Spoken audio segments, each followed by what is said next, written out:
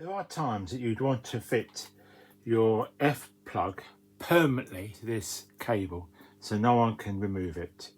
So the first thing I do is to prepare the coax cable. I'm now going to rotate that round.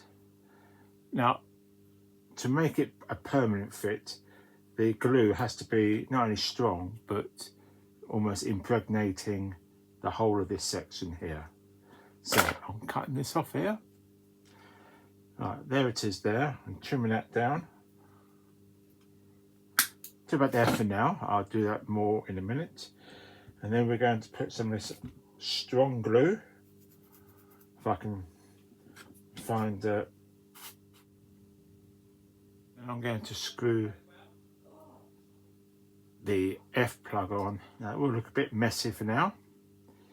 Right, just need to clean that off. Now, by making sure it's a permanent one, obviously you won't be able to remove it either, but at least nobody else will. That's it. And it's done.